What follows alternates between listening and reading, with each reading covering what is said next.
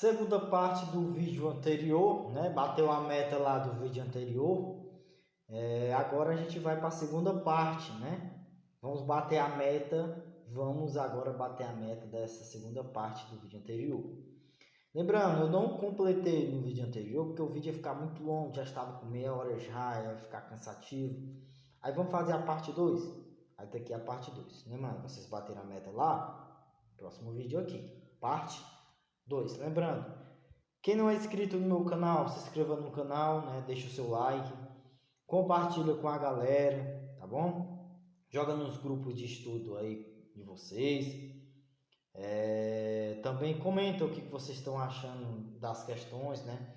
Comenta como está indo o canal, se o comentário das questões está bom, se está legal, o que precisa melhorar, vocês também podem comentar. Eu aceito crítica construtiva, tá bom? Vocês podem aí estar avaliando esse meu desempenho, né? Quanto mais vocês avaliarem, mais relevância positiva vai estar aqui no canal, tá bom? Então, vamos para a parte 2, continuação do vídeo passado. Assim como vocês bateram a meta do vídeo passado, eu acredito que vocês vão bater a meta também desse vídeo aqui. E batendo a meta desse vídeo aqui, vai para o próximo vídeo, tá bom assim? Show! Lembrando que esse tema nós estamos falando que é dos povos indígenas, né? A história dos povos indígenas no Brasil, que é as suas lutas e as suas resistências atuais. Lembrando que é totalmente gratuito para vocês, eu não cobro absolutamente nada. Tem muitos canais aí, muitos professores, sites que cobram bastante por essas questões e eu não estou cobrando nada. Eu só cobro mesmo de vocês o like de vocês, o seu compartilhamento e o seu comentário. Já pensou todos os candidatos que assistissem aqui no meu canal comentassem ou deixassem seu like? Todo dia eu postava vídeo. Todo dia eu postava, nem que eu fosse dormir meia-noite, mas eu postava só para vocês serem concursados. Acredita?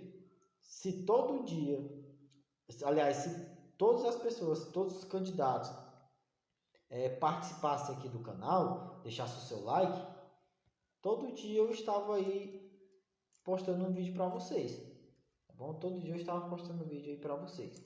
Mas já que a maioria assiste e não deixa seu like, também não compartilha e nem comenta, aí vai ser por semana, tá bom? Mas se acontecer, né, daqui para frente eu estou postando, nem que eu vou dormir 3 horas da manhã, tá bom? Então vamos seguindo. No vídeo passado, a gente parou na 6ª questão. Agora a gente vai dar continuidade à 7ª questão, tá certo? Dando continuidade à nossa 7ª questão. Eu não tinha colocado o microfone, né? O áudio ficou meio baixo com eco. Eu vou colocar agora, viu? Vou nem fazer o corte no vídeo, não. Vou botar agora.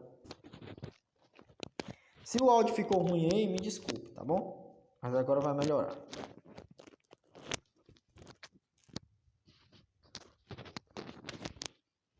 Melhorou, né? Vamos lá, seguindo. 7ª questão. Na América... Só um minutinho, pessoal. Pronto, só deu um probleminha técnico, mas acabei voltando. Vamos lá.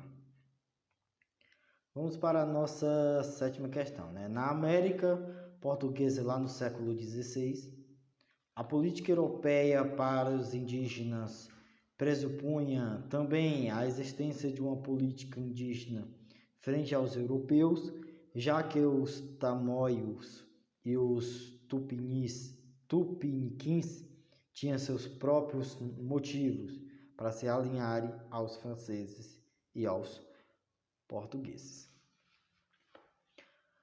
Com base, aqui tem mas é com, viu? Com base no excerto e nos seus conhecimentos sobre os primeiros contatos entre europeus e indígenas no Brasil, assinale a opção correta. A população ameríndia era heterogênea e os conflitos entre os diferentes grupos étnicos ajudaram a definir, de acordo com suas próprias lógicas e interesses, a dinâmica dos seus contatos com os europeus. Isso aí cabe mais, né? Está mais relevante no contexto acima. B. O fato de tamoios e tupiniquins serem grupos aliados contribuiu para neutralizar a disputa entre franceses e portugueses pelo controle do Brasil, pelo papel mediador que os nativos exerciam. Os indígenas agentes de sua história, desde cedo souberam explorar as rivalidades entre os europeus e mantê-los afastados de seus conflitos interétnicos, anulando o impacto da presença portuguesa. E D. As etnias indígenas viviam em harmonia umas com as outras e em equilíbrio com a natureza. Esse quadro foi alterado, com a chegada dos europeus, que passaram a incentivar os conflitos heteréticos para estabelecer o domínio colonial. A população ameríndia era heterogênea, e os conflitos entre esses grupos diferentes étnicos, ajudaram sim a definir, de acordo com suas próprias lógicas, e interesse, a dinâmica dos seus contatos com europeus. Isso mesmo, alternativa A. Vamos seguir. Lembrando que você que não adquiriu o material direito penal em mnemônicos, nós temos 48 páginas do direito penal somente mnemônico. Só não aprende se não quiser, tá certo? Porque mnemônico dá ali toda a explicação. É muito massa, cara, mnemônico. Vê aí o vídeo passado aí, o vídeo que eu postei no canal recente. Cara, é muito massa, cara, muito massa. Vamos lá, 8ª questão. A tentativa de implantação da cultura europeia em extenso território, dotado de condições naturais, se não adversas, largamente estranhas à sua tradição milenar, é nas origens da sociedade brasileira o fato determinante e mais rico em consequências. Trazendo-os de países distantes, nossas formas de convívio, nossas instituições, nossas ideias, e insistindo em manter tudo isso em ambiente muitas vezes desfavorável e hostil, somos ainda hoje uns desterrados em nossa terra. 8ª questão. O trecho acima descreve o processo de colonização do Brasil, que foi caracterizado. Vamos lá. Foi caracterizado por quê, por quem, como? A. Pela adaptação dos europeus aos costumes religiosos, culturais, políticos e produtivos dos indígenas. B. Pela integração harmoniosa dos 3 grupos que formaram a sociedade da época, índios, europeus e africanos. C. Pela imposição de valores dos portugueses aos índios e aos escravos africanos, que não reagiram a regras e castigos. D. Por relações amistosas entre as diferentes comunidades de índios e portugueses, sobretudo pela troca de produtos entre os 2 grupos. E pelo encontro de culturas muito diferentes entre si, o que gerou relações de conflitos e, em alguns casos, de parceria entre índios e portugueses. Desculpa aí, pessoal. A população ameríndia, né, tinha essa parte ligada à natureza, e quando aqueles portugueses, né, chegaram ao Brasil, eles ofereceram várias coisas, né, harmoniosa para eles, mas para os portugueses ali não valia nada, né? Lembramos lá da quinta série, lá da quarta série, que os portugueses chegaram ao Brasil, descobriram o Brasil e teve troca de espelho, pente, tudo aquilo chamativo para eles que não era nada para o português. Pois é, vale sim, até hoje, tá certo? Só que lá foi repassado por forma de nós, quando éramos criança, entender. Então hoje a gente já entende, mas levamos pelo lado crítico e construtivo de uma sociedade mais abrangente. Vamos lá. As relações entre indígenas e europeus nem sempre foram marcados pelos conflitos. Lembra lá, né, da quinta série, quarta série? Alguns índios, né, se associavam aos portugueses, né, buscando guerrear contra os povos historicamente rivais que existia, ou então objetivando, né, o escambo de produtos que os interessavam, né, lá naquela época. Qual foi o interesse? Aí vem, né, a cana de açúcar, vem o pau-brasil, né, a cana de açúcar, aí vai seguindo. No entanto, né, a maior parte das relações geradas foram conflituosas, né, infelizmente, e engenharam o extermínio de grandes grupos étnicos, né, através desses conflitos. Então, justamente, esse trecho acima, né, que descreve a colonização no Brasil, foi sim, né, caracterizado pelo encontro, né, de culturas muito diferentes entre si, né, em relação, e também, né, o que gerou relações de conflitos, né, em alguns casos, né, de parceria entre os índios portugueses. Teve aquela troca, né, de cultura, aquela troca de objeto, certo? Então, nosso gabarito vai ser o E, tá bom? Vamos seguindo. Você que não é inscrito no meu canal, se inscreva no canal, deixe seu like. Compartilhe, é muito importante seu compartilhamento. Quanto mais você compartilhar, mais vídeo eu vou postar aqui para vocês, tá bom? Comenta aí o que vocês estão achando das nossas questões. Vamos lá. Nona questão. A oficialização da existência do território brasileiro em 1500 não deu início imediatamente à colonização, né? Sabemos disso.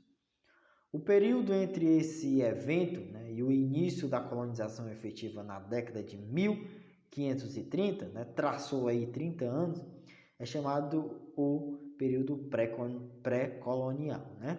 30 anos aí. A respeito desse período, assinale V para verdadeiro e F para falso. Só que assim, a gente vai iniciar aqui somente a correta, né? Somente a correta. Vamos lá.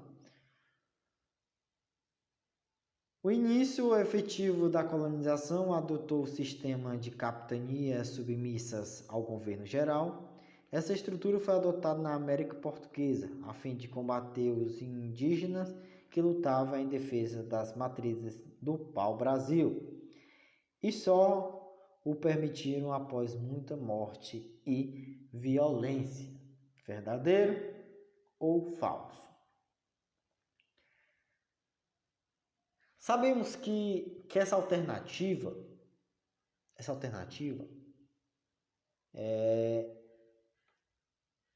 Sabemos que essa alternativa. Pera aí, pessoal, já que eu volto aqui, probleminha aqui técnico aqui de novo. Sabemos, né, que essa relevância, né, permitirá após muitas mortes e violência. Sabemos que algumas partes teve sim, né, teve violência. Só que eu acredito que vocês iam marcar a certa, né? Só que não é errado. Essa questão está errada pelo simples fato, né, aí que a implantação do sistema colonial de exploração por parte do Portugal foi um processo, né, bastante diferente em relação à da Espanha. Houve sim dois momentos desse processo marcado pelos interesses distintos de Portugal em relação à terra descoberta, né, por Cabral. Além disso, os modelos, né, de implantação do sistema de exploração colonial também sim diferenciam, né? O primeiro vai de 1501 a 1530, né, que é o período pré-colonial, né? E o segundo é de 1530 a 1822, né? A questão trata do primeiro momento, denominado pelo período pré-colonial, como eu já falei. Esse momento não contou assim com a colonização sistemática e coordenada, né, sendo mais caracterizado por expedições, né, de reconhecimento do território, com o objetivo, né, de identificar minas de metais, né, metais preciosos, e assegurar assim a posse portuguesa no território, né? Além disso, era comum o rei fazer concessões para os particulares explorarem a sua extravatismo, né? E o gênero silvestre, como assim o pau-brasil, eles exploraram bastante aqui no nosso território. Assim, entre 1501, né, a 1530, que é o período pré-colonial, o que se verificou foi assim, uma fase, né, de economia extrativista, né? Houve sim um planejamento centralizado ao algo do tipo, né? O que se verificou, né, no momento foi essa parte aí que viu que tinha muito pau-brasil, né? Mesmo assim, a exploração era um monopólio, né? Da coroa portuguesa, que permitia a exploração, né, particular por meio do contrato de concessão que a coroa fazia, né? A atividade extrativista, né, do pau-brasil foi realizada com a mão de obra indígena, como somos sabedores disso, né, com base no escambo, né? O que é o escambo? O escambo é aquela troca, né, de utensílios europeus com um machado, faca, por trabalho também, né? Contudo, é importante assim ressaltar que os contratos de concessão emitidos pela coroa privilegiavam, né, exploradores portugueses. Tratava-se, né, de uma forma de protecionismo, né, de proteção. O principal explorador foi o Fernando de Noronha, como já sabemos, né? Outra característica fundamental sobre a colonização portuguesa era-se a ideia de exclusivo, né? Exclusivo metropolitano, né? Toda geração, acordo, comércio, troca de que envolvesse, né, a coroa portuguesa deveria sim ser decidida exclusivamente pela metrópole na época, né? Dessa compreensão decorreram várias formas distintas, né, em relação exclusiva entre as metrópoles e a colônia, né? Pode dizer que já tinha, né, ouvido a expressão pacto colonial, né, distinta de relação exclusiva, né, para a exploração do pau-brasil, tá bom? E o segundo momento, que é esse 1530 a 48, né, é criado o governo geral, né, a qual os donatários ficaram submissos, inaugurando uma administração centralizada na América, não é isso? Na América.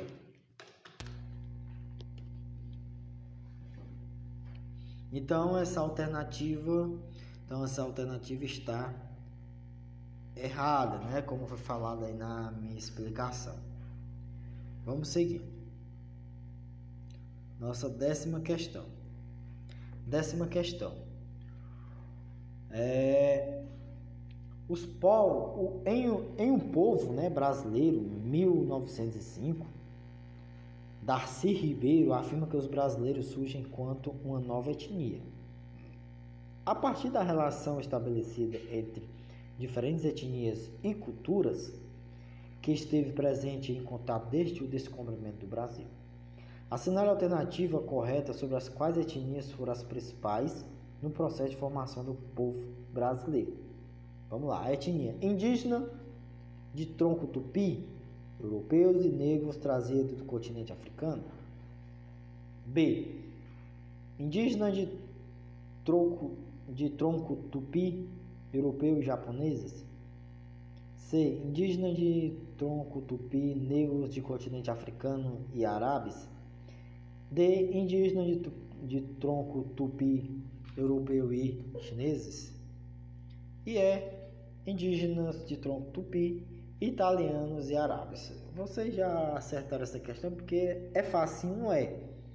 Só que a gente tem que aprofundar mais nessa questão. Quando o candidato vê que a questão é fácil, aí se aprofunda mais, vai lá, pesquisa, tá bom? A rede social está aí para vocês, né? Está facilitando aí para vocês.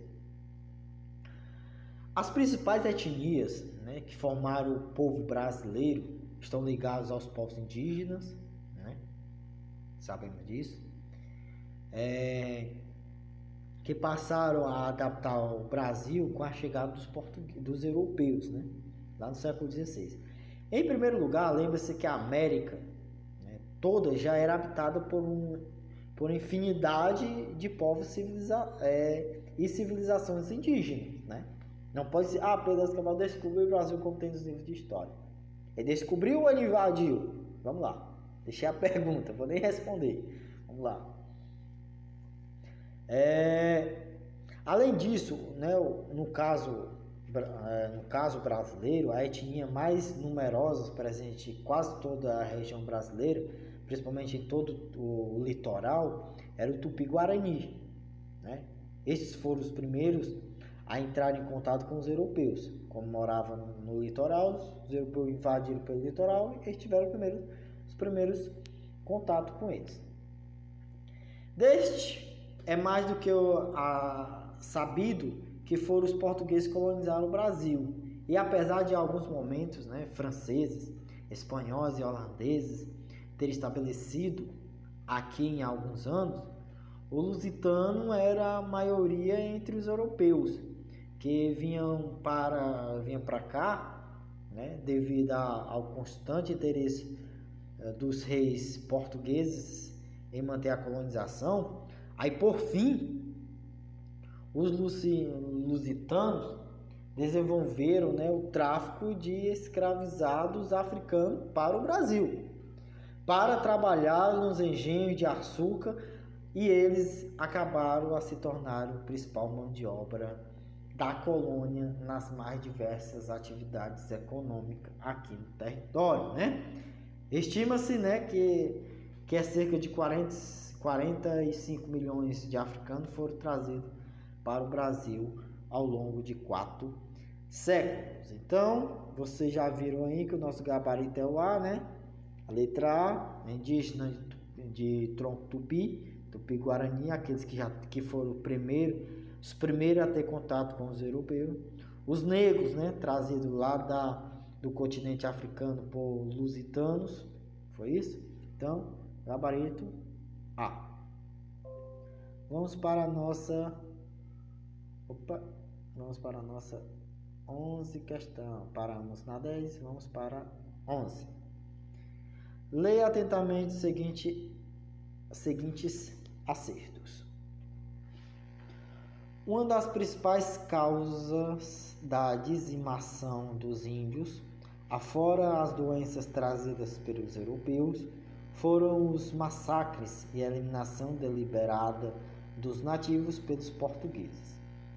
Isso resultou no fato de que apenas aproximadamente 300 mil índios cerca de 5%, né, 5% dos 6 milhões que compunha a população indígena, em 1500 sobreviveriam para as comemorações, né, dos 500 anos da chegada de Cabral à sua terra. Lembrando que foi muita morte mesmo. Entre os dias 26 de março e 22 de abril de 2016, os indígenas Apoiori, Genésio, Isaías e Assis Guajajara, todos da terra indígena, Araribóia, no Maranhão, foram assassinados. Com pouca fiscalização e sem sinal de investigação dos culpados, os indígenas Guajajara, que viviam na área já demarcada e habitada também por índio Aioiá, isolados, sofrem com constante pressão de madeireiros e temem por sua segurança.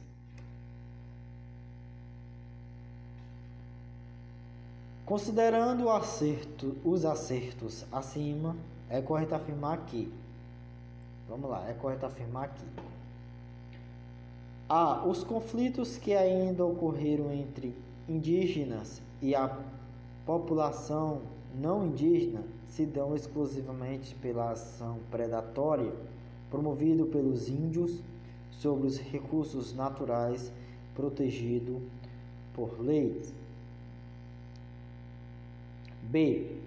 As tensões geradas dos massacres e a dizimação da população nativa brasileira ainda perduram nos tempos atuais, apesar da atual proteção do Estado sobre as populações indígenas.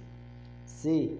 O interesse dos capitalistas em obter maiores lucros com a exploração da terra dos índios e de seus recursos nunca foi motivação para os conflitos que dizimavam e ainda diminuíam a população indígena. Claro que foi motivos, né? D. Os eventos de violência contra a população indígena em diversas áreas do país se dão por essa população não é aceita pelo Estado quanto tendo a integrar-se ao modelo social justo e exclusivo do mundo civilizado. Lembramos que vocês iam muito marcar a alternativa A, né? Os conflitos que ainda ocorreram entre os indígenas e a população, né? Não indígenas se dão exclusivamente pela ação predatória provida pelos índios sobre recursos naturais protegidos por lei. Eu acredito que vocês iam marcar essa, mas está errado, né? Está errado porque não são os índios que promoveram a ação predatória, mas os não índios, né? Os não índios que possuem interesses materiais com busca por minério nas terras, né? Dessa maneira, também podemos eliminar a alternativa C, né? A C, a A, né? A B está correta, justamente é o nosso gabarito, né? Porque como os textos, né, mostram os massacres aos índios permanecem, né? Até hoje. Minha mãe está pedindo até hoje, né? Você poderia ficar em dúvida, né, sobre a parte da proteção do Estado, né? Mas sabe que a atual Constituição, né, da República possui todo um capítulo, né, dedicado à questão indígena, né, e diversos positivos que abrigam o Estado a proteger os índios, né? Temos também a Fundação Nacional dos Índios, né, a FUNAI, como também um órgão, né, governamental para desenvolver política específica de proteção aos índios, né? Então a nossa alternativa é a B, certo? As tensões geradoras dos massacres e a dizimação, né, da população nativa brasileira ainda perdura nos tempos atuais, infelizmente, né? Infelizmente. Vamos seguindo não, né? Terminou. Pronto. Pessoal, terminou as nossas questões aqui por hoje, terminou a segunda parte do vídeo anterior, né? Falando da história dos povos indígenas no Brasil. E esse foi a nossa segunda parte de hoje. Bater na meta aqui nessa segunda parte, eu vou trazer o próximo vídeo. E o próximo vídeo vai falar da desigualdade social que perdura no Brasil até hoje, tá certo? Trazendo lá da historicidade até os dias atuais, tá bom? Então, bater na meta de visualização, bater na meta de inscrito, comentando, compartilhamento, joga aí, vamos bater realidade brasileira até o dia da prova, hein? Valeu, pessoal, até o próximo vídeo, bater na meta, estamos aqui, valeu!